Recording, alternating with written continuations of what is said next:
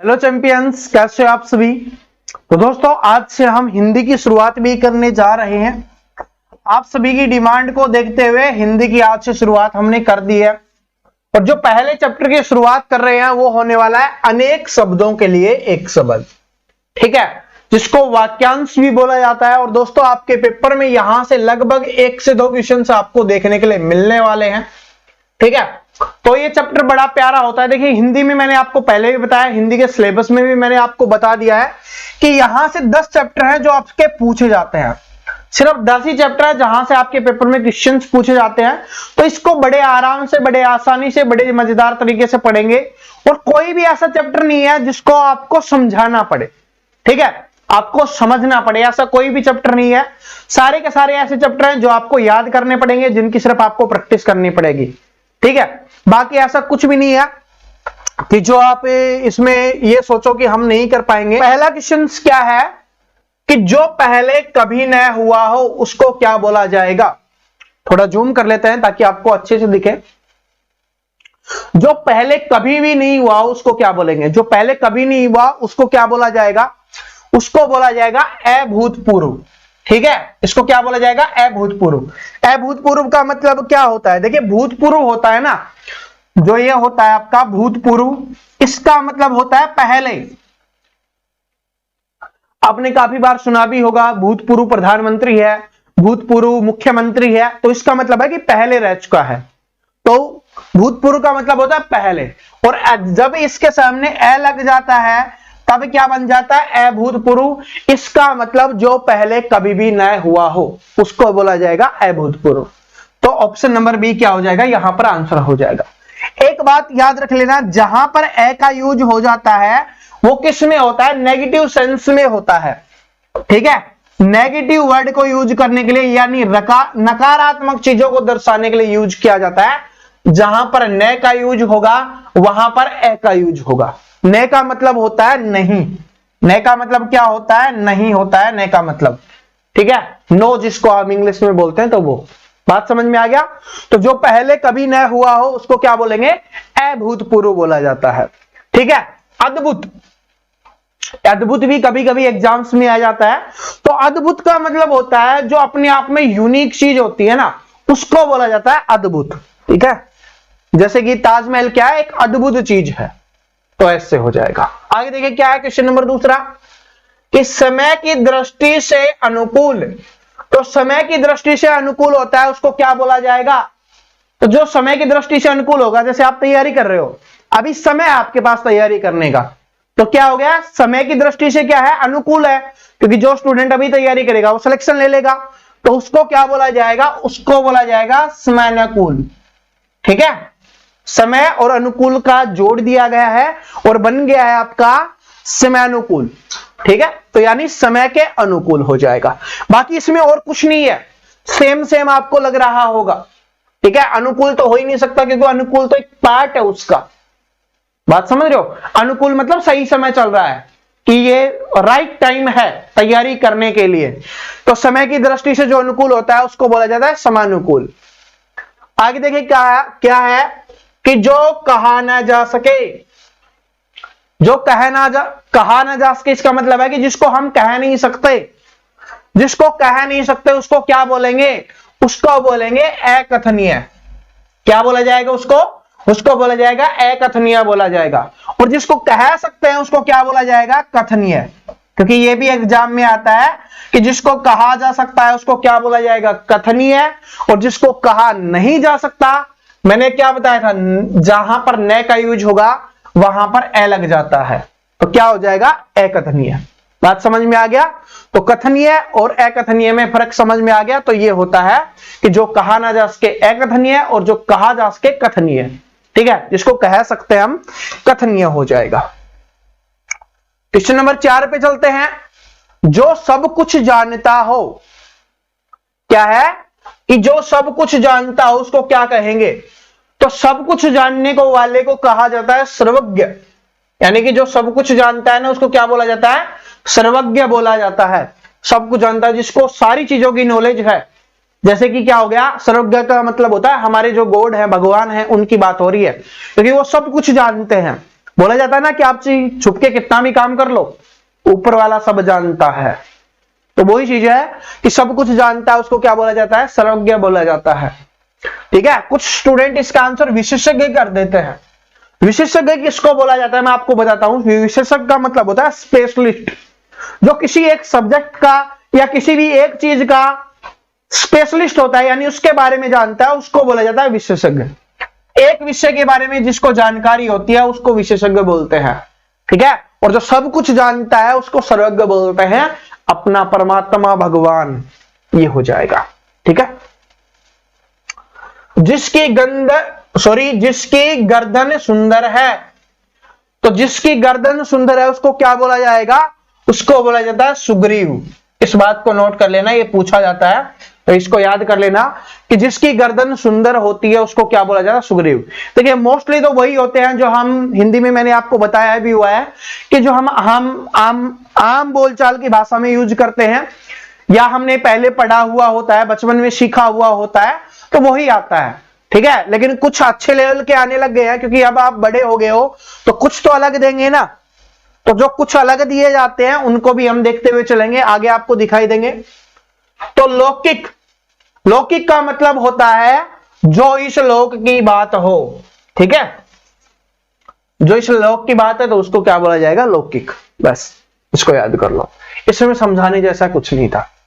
ये वाला देखो क्या है कि पुरुष एवं स्त्री का जोड़ा, पुरुष एवं स्त्री के जोड़े को क्या बोला जाता है? आपने बहुत बार देखा होगा, और इसमें स्टूडेंट कंफ्यूज होते हैं, क्या उनको पति पत्नी बोला जाता है, क्या उनको युगम बोला जाता है, क्या उनको युगल बोला जाता है, या उनको दंपति बोला जाता है। तो आपने अगर हिंदी में अच्छे से पढ़ा होगा तो आपको पता होगा कि पुरुष और स्त्री के जोड़े को क्या बोला जाता है? दंपति बोला जाता है। ठीक है, इसका मतलब होता है जो पुरुष और स्त्री का जोड़ा, ठीक है, उसको बोला जाता है युगम। युगम का मतलब ये होता है जो दो चीजों का एक साथ, लेकिन ये पुरुष और स्त्री के लिए नहीं है। ये क्या होता है? जोड़ों के लिए यूज होता है। युगम मतलब जोड़ा, किसी और चीज का, दो चीजों के बारे में हो रहा है। ठीक है, युगल, युगल का मतलब भी होता है, यही होता है। और पति पत्नी तो ये तो आप जानते हो कि ये अलग हो गया, लेकिन ये क्या है? पुरुष और स्त्री के जोड़े को क्या बोला जाता है? दंपति बोला जाता है। इसको नोट कर लेना, क्योंकि यहां पर सबसे ज्यादा कंफ्यूज होता है, क्योंकि सभी का आपको सेम सा आंसर लग रहा होता है, इसका मतलब भी यही है, इसका मतलब भी यही है, इसका मतलब भी यही है। तो इसलिए ये एग्जाम में पूछा जाता है, और एग्जाम में स्टूडेंट इसको गलत करके आते हैं तो स्टार लगा के लिख लेना, क्या हो जाएगा? दंपति हो जाएगा। आगे देखिए क्या है कि विधानमंडल द्वारा पारित या स्वीकृत विधि। मैंने बोला था ना कि बच्चों में ये नहीं पूछा जाता, क्योंकि अब आप मैच्योर हो चुके हो, तो आपको इतनी नॉलेज होनी चाहिए, और आप जीके भी पढ़ते हो, पॉलिटी पढ़ते हो, तो इसका आंसर आपको पता होना चाहिए कि विधानमंडल द्वारा पारित या स्वीकृत विधि को क्या बोला जाता है? तो उसको बोला जाता है अधिनियम। आपने सुना होगा ना, अधिनियम पास हो गया। ठीक है, तो अधिनियम बोला जाता है जब पारित हो जाता है। उसके बाद क्या है कि विधानमंडल द्वारा पारित या स्वीकृत विधि को क्या बोला जाता है? उसको बोला जाता है अधिनियम बोला जाता है। और नियम तो आप जानते हो ना, नियम का मतलब क्या होता है? कानून। बोला जाता है ना, नियम और कानून का उल्लंघन नहीं करना चाहिए। ठीक है, तो ये हो जाएगा। तो क्या हो जाएगा? विधानमंडल द्वारा पारित या स्वीकृत विधि को क्या बोला जाएगा? आपका अधिनियम बोला जाएगा। कार्य को नए ढंग से करने की पद्धति, यानी कि कोई भी काम हो उसको करने का कोई नया तरीका हो, उसको क्या बोला जाएगा? और मैंने आपको पहले भी बताया हुआ है कि नया का मतलब क्या होता है? नया होता है, नया का नवीन। आपने सुना होगा, और आपको पर्यायवाची तो याद करने ही पड़ेंगे। ठीक है, वो कोई नहीं करवा सकता, वो आपको याद करने पड़ेंगे। तो नया का क्या हो जाएगा? नवीन। तो क्या हो जाएगा? कार्य को नए ढंग से करने वाली पद्धति को क्या बोला जाएगा? उसको बोला जाएगा नवीनीकरण बोला जाएगा। क्या बोला जाएगा? नवीनीकरण। यानी कि नवीनीकरण मतलब नए रूप से जिसको किया जाता है। ठीक है, नया का मतलब नवीन होता है, या नवीन का मतलब नया होता है। तो कार्य को नए ढंग से करने की पद्धति को नवीनीकरण। और इसमें स्टूडेंट क्या गलती करते हैं, क्योंकि उनको लगता है कि नए ढंग मतलब आधुनिक रूप चल रहा है, कि आधुनिकीकरण कर देते हैं, वो उनका गलत हो जाता है। ठीक है, सॉरी, हमें इसमें क्या बताना होता है? एग्जैक्ट मीनिंग इसमें हमें बताना होता है। तो नए ढंग से करने वाली पद्धति को क्या बोला जाएगा? नवीनीकरण उसको बोला जाता है।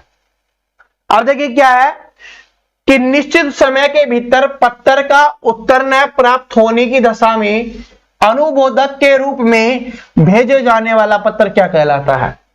यानी कि किसी को समय दे दिया गया, ठीक है, कि इतने समय के बाद आपको पत्र का जो है रिप्लाई करना ही पड़ेगा, या वो आपने काफी बार सुना होगा कि सरकार के द्वारा समन भेजा गया है तो उसका रिप्लाई करना पड़ेगा, और अगर आप उसका रिप्लाई नहीं करते तो उसके लिए अनुमोदक के रूप में यानी याद दिलवाने के लिए, ठीक है, याद दिलवाने के लिए एक पत्र और भेजा जाता है। उसको क्या बोला जाता है, तो उसको बोला जाता है अनुस्मारक। क्या बोला जाता है, अनुस्मारक, यानी याद करवाने के लिए जो पत्र भेजा जाता है उसको बोला जाता है अनुस्मारक बोला जाता है, ठीक है। और ज्ञापन तो आपने काफी बार सुना होगा, ज्ञापन सौंपा, ज्ञापन सौंपा, तो वो एक किसी भी चीज को लेकर कुछ लोगों इकट्ठा होकर जो ऑफिसर को दिया जाता है उसको ज्ञापन बोला जाता है, ठीक है। इसमें कंफ्यूजन दूर हो गया ना, क्या है कि जो पत्र भेजा जाता है उसको क्या बोला जाता है, अनुस्मारक बोला जाता है। आगे देखिए क्या है कि जिससे देश के साथ साथ विश्वासघात किया हो, कि जिसने देश के साथ विश्वासघात किया हो उसको क्या बोला जाएगा।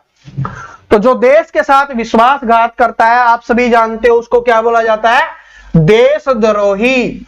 जो देश के साथ विश्वासघात करते हैं उनको क्या बोला जाता है, उनको बोला जाता है देशद्रोही। जो देश के साथ विश्वासघात करेंगे उनको देशद्रोही। और बागी किसको बोला जाता है, आपने बागी मूवी भी देखा होगा और काफी बार सुना होगा कि वो बागी हो गया, मतलब किसी ऑर्गेनाइजेशन में आप काम कर रहे हो और उसके खिलाफ काम करते हो तो उसको बोला जाता है बागी हो जाना, ठीक है। उसके बाद विश्वासघाती, तो ये तो आप सभी जानते हो, ये तो हर किसी के साथ होता है, ठीक है। देश की बात आई है ना, तो देश की बात आएगी तो उसको देशद्रोही बोला जाएगा। लेकिन विश्वासघाती मतलब आपका कोई दोस्त है, आपने उस पर विश्वास किया और उसने आपका विश्वास तोड़ दिया तो उसको क्या बोला जाएगा, उसको बोला जाएगा विश्वासघाती। ये काम आएंगे जो जो मैं बता रहा हूं, इनमें से किसी ना किसी में बन के आपके पेपर में आपको दिखाई दे जाएगा। और जब प्रीवियस ईयर क्वेश्चंस कर रहे होंगे तो आपको पता चल जाएगा कि सर ने जो बताया था क्या वो चीज काम आती है या नहीं आती है, ठीक है। और विद्रोही होता है जो किसी भी कंपनी के खिलाफ, जैसे अंग्रेजों के खिलाफ काफी विद्रोह हुए थे ना, उस तरीके से, तो जो लोग इकट्ठा होकर किसी कंपनी के खिलाफ काम करते हैं तो उसको विद्रोही बोला जाता है। बाकी एक व्यक्ति के लिए होता है। जंगल में लगने वाली आग, तो जंगल में लगने वाली आग को क्या बोला जाता है, इसको बोला जाता है दावानल बोला जाता है। इसको याद कर लेना, ये काफी बार एग्जाम में पूछी जा चुकी है। तो जंगल में लगने वाली आग को क्या बोला जाता है, दावानल बोला जाता है, जो जंगल में आग लगती है।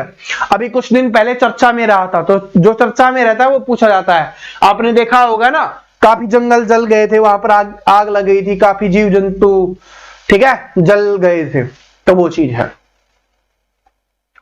वह स्त्री जिसकी कोई संतान नहीं होती, तो यहां पर स्त्री की बात की गई है कि वह स्त्री जिसकी कोई संतान नहीं होती तो उसको क्या बोला जाता है, तो उसको बोला जाता है बांझ बोला जाता है।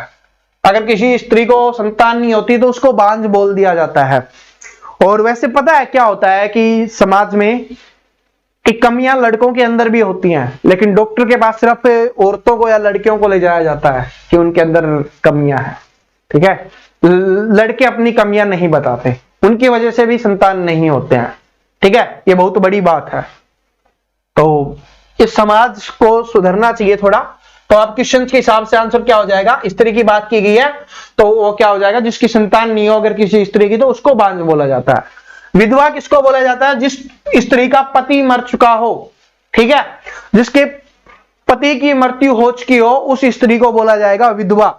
और जो होता है अगर किसी का पत्नी मर गई हो तो उसको क्या बोला जाता है, विदुर बोला जाता है, ठीक है। विधवा होती है औरत, विदुर होता है आदमी, ठीक है। और उल्टा किसको बोला जाता है ये आप सभी जानते हो, लेकिन एग्जाम के लायक नहीं है इसलिए बताना जरूरी नहीं है, ठीक है। बेवजह ऐसी चीजें बताना ठीक नहीं है, आप सभी जानते हो उल्टा किसको बोला जाता है। रसास्वादन किसको बोला जाएगा, ये अब कुछ अच्छे आ गए हैं, अच्छा है ये, अच्छा वाला है, जो आपने पढ़ा नहीं होता, बहुत कम देखा हुआ होता है, वो वाला है। रसास्वादन किसको बोला जाएगा, तो जो किसी भी रस से भरा हुआ हो उसको बोला जाएगा, किसी भी विषय में मस्त रहना हो उसको बोला जाएगा। तो रसास्वादन यानी रस का स्वाद लेने वाले को बोला जाएगा। तो रस का स्वाद कौन लेगा, जो रस का उपभोग करेगा, तो किसी रस के उपभोग करने वाले को बोला जाता है रसास्वादन बोला जाता है। आगे देखिए क्या है कि पत्तर या प्रश्न आदि के उत्तर की अपेक्षा करने वाला। ठीक है, कोई छोड़ तो हमने नहीं दिया ना, 15 वाला रह गया, तभी मैं सोचा कि हो गया कुछ। वर्णातीत, ठीक है, वर्णातीत किसको बोला जाता है? तो वर्णातीत हो जाएगा वर्णन से परे, जिसका वर्णन से परे होता है उसको वर्णातीत बोला जाता है। बस तो ये इंपॉर्टेंट है, वो इतना ज्यादा इंपॉर्टेंट नहीं है, ये वाला इंपॉर्टेंट है। क्या है कि पत्तर या प्रश्न आदि के उत्तर की अपेक्षा करने वाला। कोई प्रश्न पूछा, ठीक है, और वो चाहता है कि उसका उत्तर उसको मिले, या किसी ने पत्तर भेजा है और वो चाहता है उसका उत्तर उसको मिले, तो उसको क्या बोला जाएगा? तो जो उत्तर की अपेक्षा करता है तो उसको क्या बोला जाता है? उत्तरापेक्षी। सॉरी, तो जो उत्तर की अपेक्षा करता है उसको क्या बोला जाएगा? उत्तरापेक्षी, यानी उत्तर की अपेक्षा करने वाला। ठीक है, तो उत्तरापेक्षी हो जाएगा। जिसके समान दूसरा न हो, तो जिसका समान दूसरा ना हो मतलब जिसके जैसा दूसरा कोई नहीं हो, उसको क्या बोला जाएगा? उसको बोला जाएगा अप्रीतम, या प्रवीण कटारिया क्लासेस भी आप बोल सकते हो। ठीक है, कि जिसके समान दूसरा ना हो उसको क्या बोला जाएगा? अप्रीतम बोला जाता है, जिसके समान दूसरा नहीं है। जहां पहुंचा न जा सके, जहां पर पहुंच नहीं सकते उसको क्या बोलेंगे? तो जहां पर पहुंच नहीं सकते उसको क्या बोलेंगे? जहां पहुंचा न जा सके उसको क्या बोलेंगे? उसको बोलेंगे अगम, यानी कि जहां पर जा नहीं सकते। न का मतलब आ गया ना ए, और गम का मतलब होता है जाना, तो क्या हो जाएगा? अगम हो जाएगा, कि जहां पर जा नहीं सकते। तो जो बहुत बातें करता हो उसको क्या बोलेंगे? बहुत बातें करने वाले को। जो बहुत ज्यादा बातें करता है, बहुत ज्यादा भाषाएं जानता है, उनको क्या बोला जाएगा? उसको बोला जाएगा बहुभाषी। ठीक है, बहुभाषी उसको बोला जाता है। ये इंपॉर्टेंट है भाई, ये भी काफी बार पूछा गया है, काफी बार एग्जाम्स में आया है, तो इसको भी आपको अच्छे से ध्यान रख लेना है। काफी बार एग्जाम्स में देखने के लिए मिला है कि वह सायंकालीन बेला जब पशु वन से चरकर लौटते हैं। सायंकाल की बेला जब पशु वन से चरकर लौटते हैं, तो आपने गांव में बिलोंग करते हो तो आपने देखा होगा कि जैसे बकरी भेड़ चराने हुए जाते हैं ना, या कोई भैंस भी लेके जाता होगा, तो चराने जाते हैं, वो शाम को वापस लौट रहे होते हैं जब थोड़ा थोड़ा अंधेरा होने लगता है उस समय पर। तो उस समय के टाइम को क्या बोला जाता है? ये हमसे पूछा गया है, तो उसको बोला जाता है गोधूली। ठीक है, गोधूली बोला जाता है उसको। और ये इंपॉर्टेंट है, पहले ही बता देता हूं, मोस्ट इंपॉर्टेंट क्वेश्चन है जो आपके पेपर की जान होने वाला है। तो इसको क्या बोला जाएगा? गोधूली बोला जाएगा, कि वह सायंकाल की बेला जब पशु वन से चरकर लौटते हैं। ठीक है, तो इसको क्या बोलते हैं हम? गोधूली बोला जाता है। ठीक है, और सूर्यास्त आप जानते हो, जब सूर्य अस्त होता है उस समय बोला जाता है अपराहन। किसको बोला जाता है? आप सभी जानते हो, दोपहर को अपराहन बोला जाता है। ठीक है, जिसको हम पीएम भी बोलते हैं, प्राइम मिनिस्टर नहीं, पीएम, एएम पीएम। जो दूसरों के सहारे जीवित रहता है, तो दूसरों के सहारे जीवित रहने को क्या कहा जाएगा? ठीक है, जो दूसरों के सहारे जीवित रहता है उसको क्या बोला जाएगा? उसको बोला जाएगा परोपजीवी, यानी जो दूसरों के परोपकार पर जीवित रहता है। कभी कभी ऐसे भी आ जाता है कि जो दूसरों के परोपकार पर जीवित रहता है या दूसरों के सहारे जीवित रहता है, उसको क्या बोला जाएगा? परोपजीवी, जिसको बोला जाता है। ठीक है, और ये क्या है?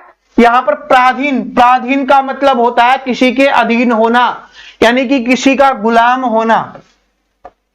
क्या हो जाएगा? किसी का गुलाम होते हैं। अगला क्वेश्चन देखिए क्या है?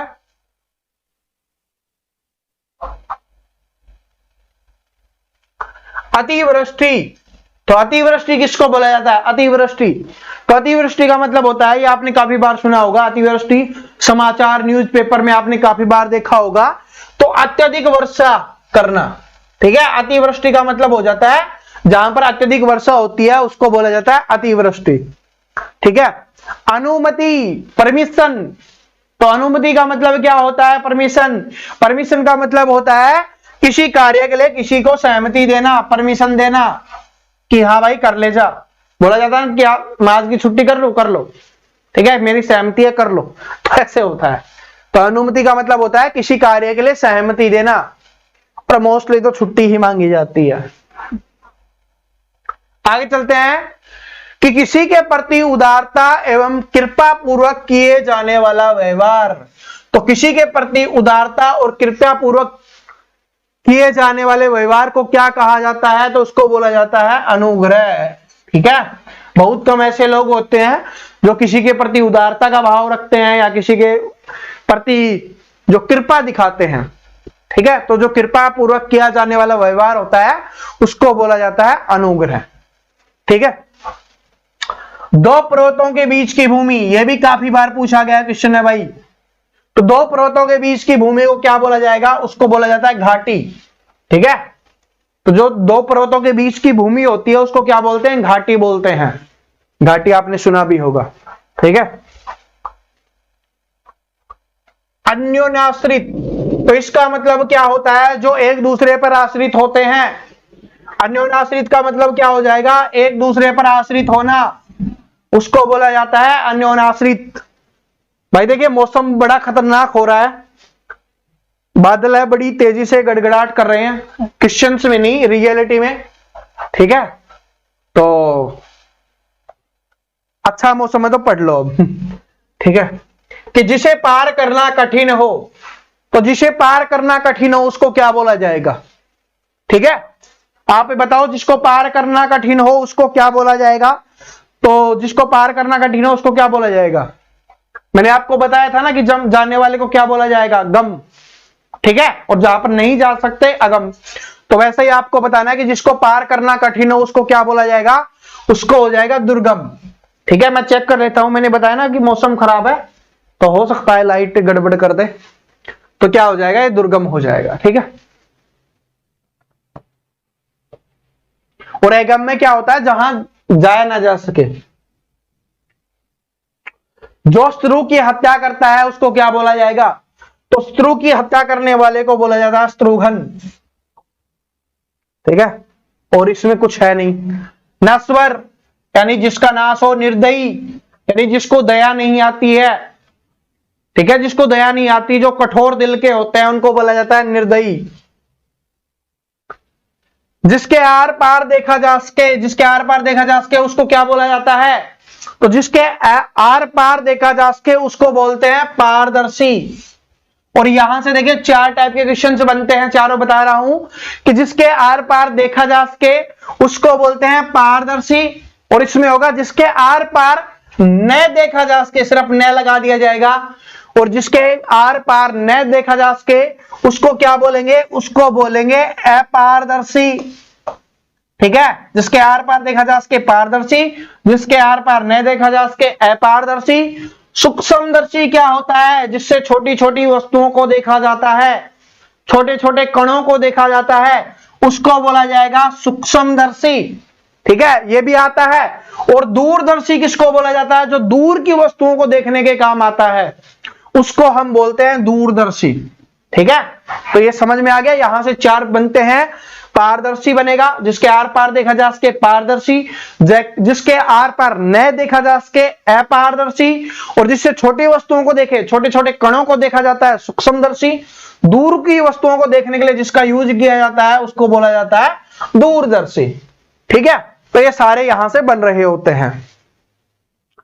आगे चलिए अगले क्वेश्चन पे, कि हर काम को देरी से करने वाले को क्या कहा जाता है? जो अपने हर काम को देरी से करता है तो उसको बोला जाता है दीर्घसूत्री। ठीक है, दीर्घसूत्री यानी दीर्घ मतलब देरी करता है जो। ठीक है, दीर्घसूत्री हो जाएगा कि एक काम को देर से करने वाले को दीर्घसूत्री कहते हैं। आगे देखिए, ये इंपॉर्टेंट है, इसमें कंफ्यूज होता है स्टूडेंट कि अनुशासनात्मक क्या है? कि अनुशासनात्मक कार्रवाई की प्रक्रिया के फलस्वरूप पद से नीचे उतरना, पद से नीचे उतरना, ऊपर चढ़ने को क्या बोलते हैं? पदोन्नति बोलते हैं। तो उसका आंसर क्या हो जाता? ऑप्शन नंबर बी हो जाता, पदोन्नति।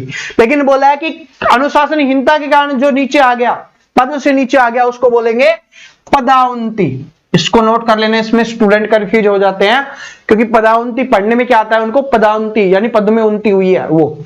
तो क्या हो जाएगा, इसका आंसर हो जाएगा पदावनति। इसमें और इसमें बहुत ज्यादा फर्क है। वह पदोन्नति यानी पद में उन्नति मिली है, और पदावनति मतलब पद में नीचे आया अनुशासनहीनता के कारण।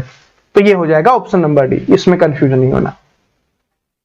आयु में बड़ा व्यक्ति, तो जो आयु में आपसे बड़ा हुआ व्यक्ति होता है उसको बोला जाता है ज्येष्ठ।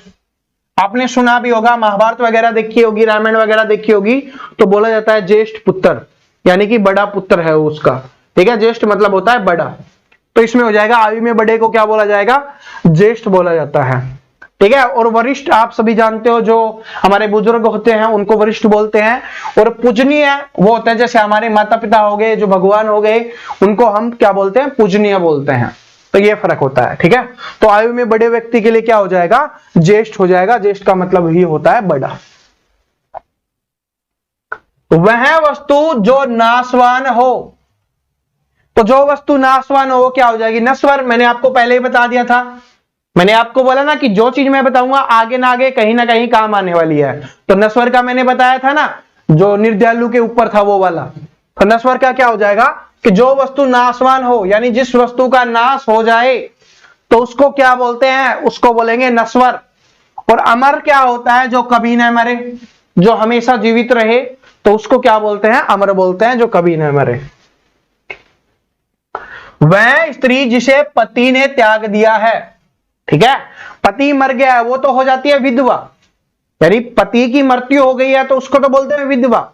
लेकिन वह स्त्री जिसे पति ने त्याग दिया हो उसको क्या बोला जाता है, तो उसको बोला जाता है परित्यक्ता। यानी ऑप्शन नंबर सी हो जाएगा।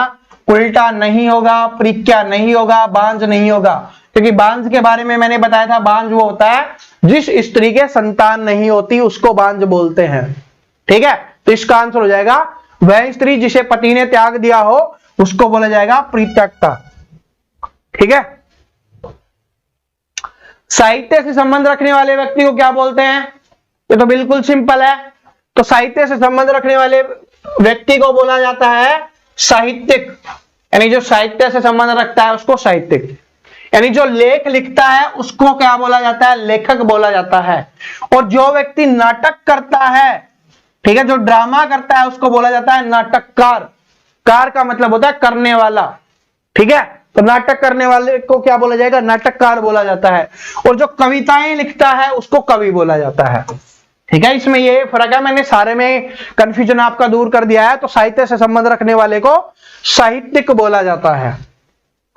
आगे देखिए क्या है कि जो सरलता पूर्वक प्राप्त किया जा सके, तो जो सरलता पूर्वक यानी जो आसानी से मिल जाए, और आसानी से मिल जाए उसको क्या बोलते हैं, उसको बोलते हैं सुलभ। ठीक है, बिल्कुल आसानी से मिल जाता है सुलभ। सरल का मतलब होता है आसान। ये सरल का मतलब क्या होता है, आसान होता है, लेकिन आसानी से मिलने वाले को पूछा है तो उसको बोलेंगे सुलभ। ये आंसर नहीं होगा। सरल का मतलब होता है आसान। सुंदर का मतलब आप सभी जानते हो क्या होता है, सुंदर ही होता है। जिसका भोजन दूध नहीं, दूध ही होता है। ठीक है, सॉरी, क्या है कि जिसका भोजन दूध ही होता है, तो यानी दूध पीने वाले को क्या बोला जाता है, यानी उसका भोजन सिर्फ दूध है, तो उसको क्या बोलेंगे, उसको बोलेंगे दुग्धाहारी। क्या बोलेंगे उसको, दुग्धाहारी, जो सिर्फ दूध पीता है। हारी का मतलब होता है खाने वाला या पीने वाला। ठीक है, जो उसका खाना है भोजन, तो हारी का मतलब होता है खाने वाला। तो दूध उसका भोजन हो गया, क्या हो जाएगा इसका आंसर, दुग्धाहारी। यानी जिसका दूध ही भोजन है वो हो जाएगा दुग्धाहारी। शाकाहारी कौन होता है, जो शाकाहारी मतलब जो फल सब्जियां खाकर जिंदा रहता है। ठीक है, तो उनको बोला जाता है शाकाहारी बोला जाता है। मांसाहारी जो मांस खाता है उसको मांसाहारी बोलते हैं। द्रव्याहारी मतलब जो द्रव खाता पीता है तो उसको बोला जाता है द्रवहारी। आप बोलोगे द्रव को कैसे खाएंगे, जैसे दूध को खाया जा रहा है, मतलब खाना बन गया ना, जिसके लिए द्रव क्या बन गया, खाना बन गया, तो उसको इसलिए हारी बोल दिया जाता है। ठीक है, बड़ी तेजी से बादल कड़क रहे हैं भाई। ठीक है, और जो हमारे राष्ट्रीय पक्षी हैं मोर, वो बोलने लग गए हैं। ठीक है, लग रहा है तगड़ी बारिश आने वाली है या फिर नहीं आएगी, क्योंकि बोला भी जाता है ना, जो गरजते हैं वो बरसते नहीं। तो पता नहीं बरसेगा या नहीं बरसेगा। बिना घर का, तो इसमें स्टूडेंट कंफ्यूज होते हैं बिना घर का और डायरेक्ट आंसर कर देते हैं अनाथ।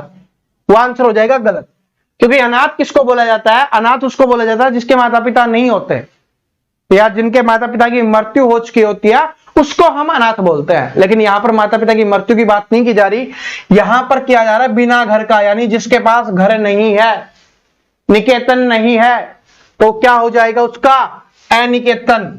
जिसके पास निकेतन न हो तो निकेतन तो होगा, न की जगह ए लग जाएगा, मैंने आपको बताया था, अनिकेतन हो जाएगा।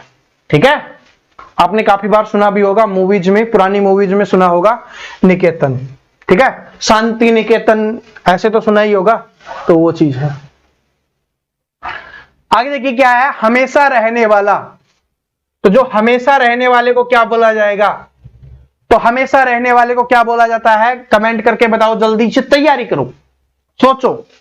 ठीक है, सोचो हमेशा रहने वाले को क्या बोला जाता है। तो हमेशा रहने वाले को क्या बोला जाएगा,